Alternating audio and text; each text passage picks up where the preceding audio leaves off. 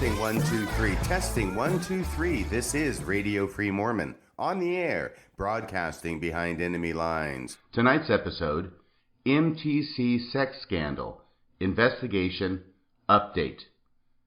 You'll remember that at the end of my last episode, I told you that I had sent a Freedom of Information Act request to the BYU Police Department requesting an unredacted version of the police reports related to the allegation of rape made by McKenna Denson, who claimed she was raped by then MTC President Joseph Bishop in 1984 when McKenna Denson was a sister missionary at the Missionary Training Center in Provo, Utah. Well, today, Wednesday, April 18th, 2018, I received in the mail a response to my request from the BYU Police Department. So I want to put out this special episode to keep you up to date on what is transpiring behind the scenes here at Radio Free Mormon and what is going on with my investigation of this case. First, a little background. You will recall that when this story broke, back on Monday, March 19th, 2018, the audio of McKenna's interview with Joseph Bishop was released at Mormon Leaks. By the following day, the media, and especially KUTV, was requesting a copy of these police reports from the BYU Police Department. Initially, on March 20th, the BYU Police Department released an almost entirely redacted copy of the police reports to the press. There are 9 pages in these police reports, and almost every word in those police reports was blacked out. It was clear the BYU police did not want to release the information that was in these reports, but the media pushed back. And by the next day, on Wednesday, March 21st, the BYU police released a second version of the police reports, which was much less redacted. In other words, there was a great deal more that could be read by the media. And part of what was able to be read was the admission by Joseph Bishop that he had asked this sister missionary to expose herself, and he says that she did.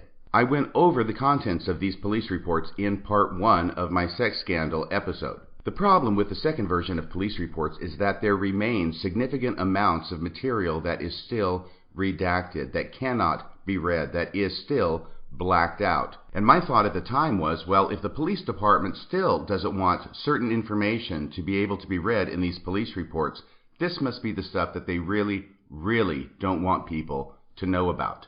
Now, it is customary when releasing police reports to redact, or in other words, black out, the names and identifying information of the victim and of witnesses in order to protect their confidentiality.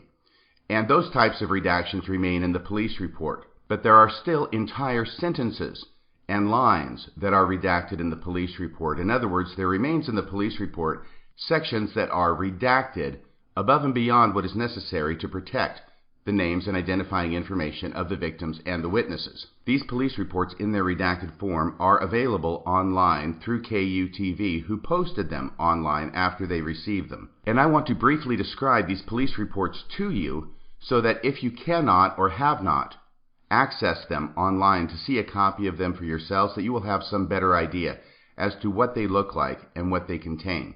The first 2 pages are a summary of the report, which was made by McKenna Denson, although her name is redacted in this report to protect her privacy since she has come out publicly in the last couple of weeks. I will use her real name. It shows that this report was made by McKenna Denson to the BYU police on November 28, 2017, that she alleges a rape occurred at the MTC in 1984 between January 1st and March 30th, 1984. So I am presuming from that those are the months that she was at the MTC, and that at this late date she cannot remember the exact day on which she was raped. So therefore they're using the entire 2-month period in the police report. Next, at the bottom of page 1 and going on into page 2 is the private information and names of the person who reported, the victim, and witnesses that the police interviewed or contacted as part of their investigation. Here, all the names and all the addresses are blacked out except for the name of Joseph Bishop as the suspect on page 2.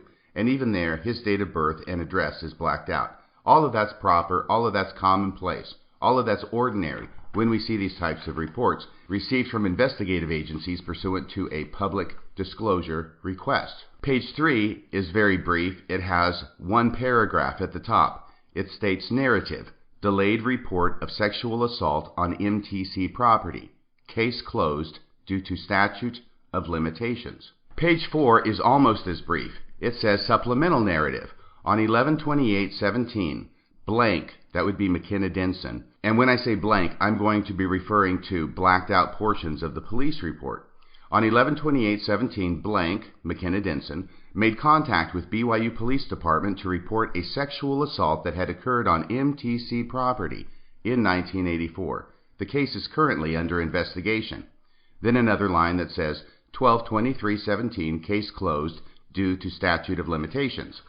That's the end of page 4. Going to page 5 of the 9-page report, now we have a supplemental report that takes up half the page. And I want to give you an idea of what it looks like when it's appropriately redacted, because we're going to be comparing that with elements of this report later on that appear to be inappropriately redacted. This is how the beginning of this report reads. Blank said her Spanish instructor in the MTC was blank. So in other words, that's McKenna Denson said her Spanish instructor at the MTC was blank, and what the blank there is the name of the Spanish instructor. That's appropriate in order to protect the identity of the Spanish instructor, who possibly might remember Joseph Bishop removing blank from class.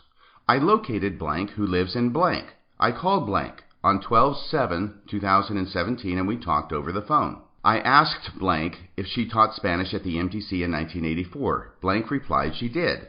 I asked blank if she remembers one of her students. Blank. Blank said she does remember blank, but it was so long ago she would not have too much information. I asked blank what she could remember about blank. Blank said blank claimed that she was engaged to be married. Blank thought that was odd since missionaries are not normally engaged when they arrive at the MTC. I asked blank if blank was ever removed out of class by anyone. Blank said she could remember that happening. Remember how I said in episode 1 that it was extremely odd that the Spanish instructor could actually remember McKenna Denson being pulled out of class all the way back in 1984. Well, this is where that comes from. I asked blank if blank was ever removed out of class by anyone. Blank said she could remember that happening. Blank could not provide any further details on blank during her stay at the MTC. So I read that to you in order to give you an idea of what a police report looks like when it's been properly redacted. The names have been removed. We don't know who it is, who the Spanish instructor is, and based on this report, we don't know who it is, who the victim is, although we now know it's McKenna Denson. But when you read it, even with the blanks, it makes a certain amount of sense, and there's a certain amount of flow, and you can still understand what's going on with the investigation, even though you don't know the names of the parties and the victim and the witnesses. So now we get to page 6 of the report, and page 6 of the report is a full page of typewritten material, and it covers their interview, not only of McKenna Denson, but also of Joseph Bishop. The first 2/3 of this one page deal with their interview of McKenna Denson and her report to the BYU Police Department on November 28th of 2017 of the rape she suffered at the hands of MTC President Joseph Bishop in 1984. Now at the very bottom of the page, we have their interview, or their report of their interview, with Joseph Bishop, because the BYU police from Provo, Utah, took a trip down to Arizona to Joseph Bishop's house in order to speak with him and interview him regarding this incident. The entire summary of their interview with Joseph Bishop takes one paragraph, and it's not even a particularly long paragraph. But it is here in the police report, right around their interview with Joseph Bishop, that the report begins redacting more information than just names. Let me give you an idea of what I'm talking about. The report states, interview with Joseph Bishop. After interviewing blank, Detective Long and I met with Joseph at his blank residence on December 5th, 2017. Joseph's account was fairly similar to blank, except for the rape. Joseph told us that he did go to a small MTC preparation room in the cafeteria area with blank. Then, while talking to her, he asked her to show him her breasts, which she did. When asked to explain why his account about the rape was different than hers, he said he either can't remember it or that blank was exaggerating her account. Joseph said the room did not have a bed, TV, or VHS tapes. And now, at this critical point in the police report, at the bottom of page 6, there are 4 complete lines that are blanked out and redacted. Let me repeat that. Right after Joseph said the room did not have a bed, TV, or VHS tapes, period, the next 4 lines in the police report are completely blacked out. Why are those lines blacked out? What information is behind those blacked out lines? That's what I want to know. Now, there are several other examples of lines that are blacked out in subsequent pages of these police reports, including page 9 of the police reports, which is a supplemental narrative from January 11th, 2018, where we can read none of those lines because all three of the lines in the supplemental narrative on page 9 are also redacted and blanked out. I thought the media might be interested in knowing what is behind these blacked out lines, because obviously, if in the original version of the police reports, the police have blacked out practically everything, but then when the media pushes, they give them a less redacted version, but it still has these significant areas blacked out. This represents to me the stuff the police really doesn't want the public to know. So I reached out to people who know people in the media and found out that apparently the media was really not interested in pursuing this angle of the story. They were on to the next story, the next news cycle. So what I decided to do was to write my own information request to the BYU Police Department asking for a less redacted version of the police report so I could find out, and then you could find out, what it is that's behind these lines that remain redacted. So on March 30th, 2018, I mailed to the Brigham Young University Police at their address of 2120 JKB in Provo, Utah, the following request on my office letterhead signed by me. It states, "Dear Custodian of Records, pursuant to the Government Records Access and Management Act." I mentioned earlier that this was a FOIA request. Well, technically FOIA, the Freedom of Information Act, is a federal statute. Every state has drafted similar statutes within their own state.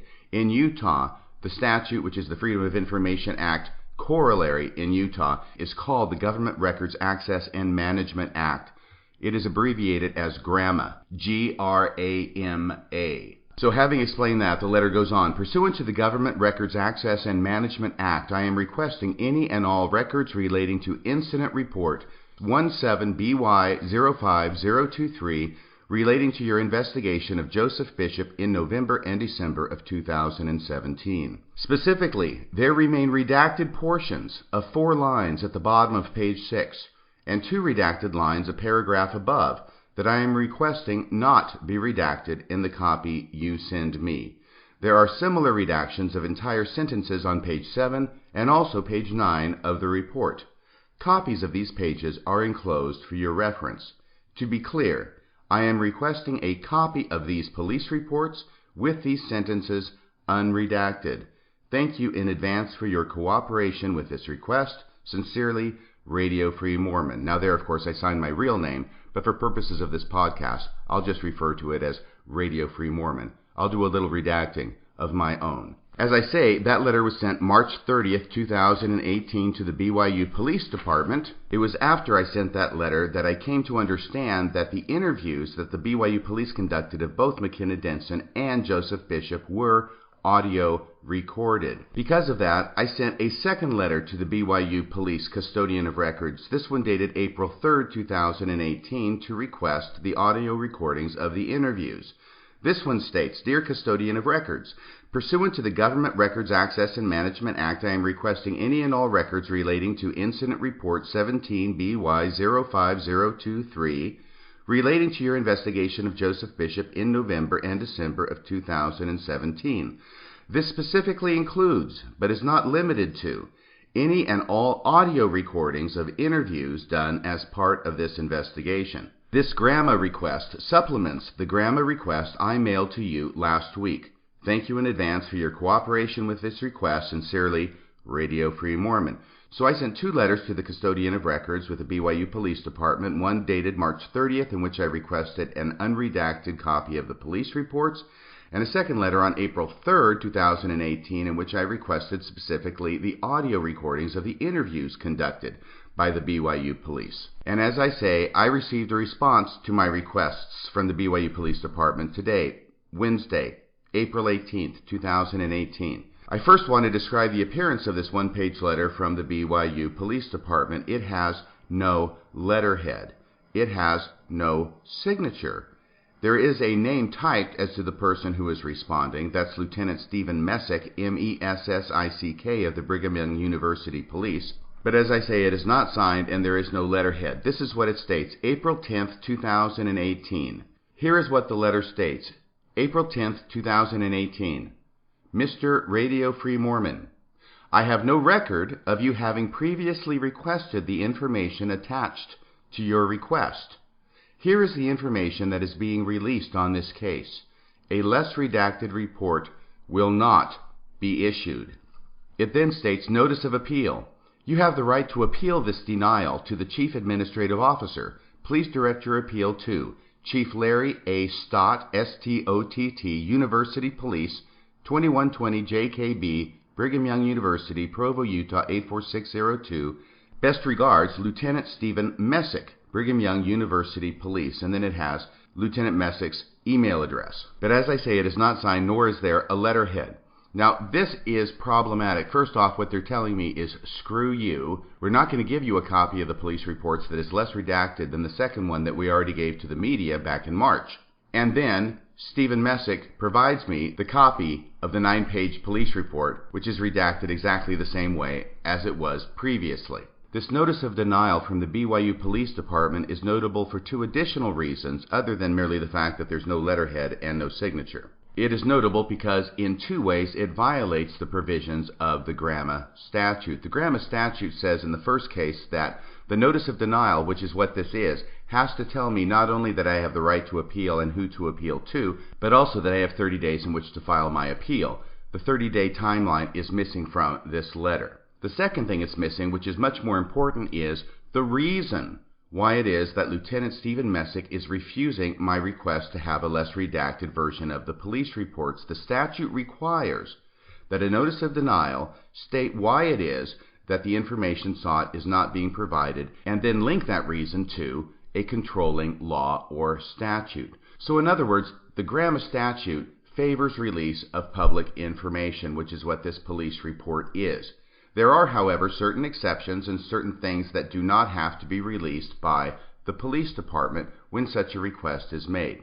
If the police department refuses to release information in response to my request, they are required under the statute to say what it is generally that they're not giving and why it is that the law allows them to not give it to me. So as I say, that is noticeably and unlawfully absent from this notice of denial. So I got right to work and filed my appeal with Chief Larry A. Stott of the BYU Police. Here is what that letter states, going out under my letterhead. Dated April 18, 2018, to Chief Larry A. Stott of the University Police regarding appeal of denial of Grama request by BYU Police. Dear Chief Stott, I am appealing the denial of my Grama request for an unredacted copy of the police reports related to Incident Report 17BY05023, relating to the BYU Police Department's investigation of Joseph Bishop in November and December of 2017.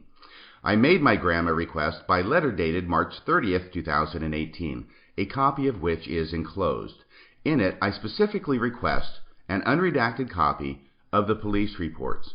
I understand that it is proper and lawful for government agencies to redact the names and identifying information of parties named in reports of this sort. What is not appropriate or lawful is to redact entire sentences where it is clear more information is being redacted than what is permitted pursuant to the law. I also sent to the BYU Police Department relevant pages of the 9-page police report, and specifically identifying lengthy redactions that are obviously more than just identifying information. I want to specify those to you as well for purposes of this appeal, and am enclosing a full set of the 9-page police report for your review. Page 6 contains several lines that have been completely redacted, particularly at the end of the second to last paragraph, where 2 lines are completely redacted, and also at the end of the last paragraph on page 6, where 4 lines have been completely redacted. Page 7 contains lines that have been completely redacted. Page 8 contains 2 lines that have been completely redacted. Page 9 contains 3 lines that have been completely redacted. I am also enclosing for purposes of this appeal the notice of denial I received from Lieutenant Stephen Messick of the Brigham Young University Police in response to my request. It merely states, quote, "A less redacted report will not be issued," unquote. This cursory response is not sufficient under the Grama law.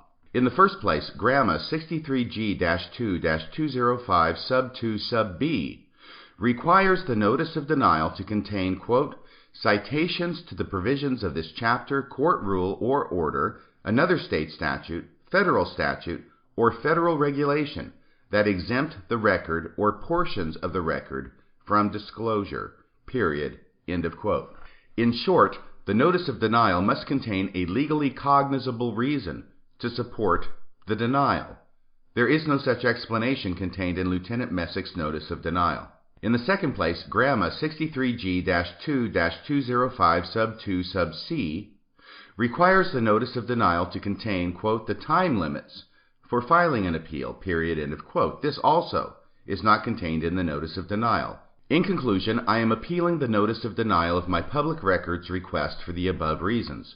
Law requires that you grant my appeal and that the BYU Police Department provide me a copy of the police reports in question that have been redacted only insofar, and that's capitalized, only insofar as required to protect the names and identifying information of the parties involved, or provide a legally cognizable reason in support of the denial. Thank you in advance for your consideration of this appeal. I look forward to hearing back from you regarding your decision. I am hopeful we can resolve this matter amicably without taking the matter to court. Sincerely, Radio Free Mormon. So, once Chief Stott receives this under the statute, he has 15 days in which to respond to my request, either with another notice of denial, in which I expect he will get the hint and give me a reason, together with a citation to authority that supports his reason for his notice of denial, or else he will give me the unredacted copy of the police report. He has to do one or the other under the law. We will see what decision Chief Stott decides to make, and I will do an update when I receive his response.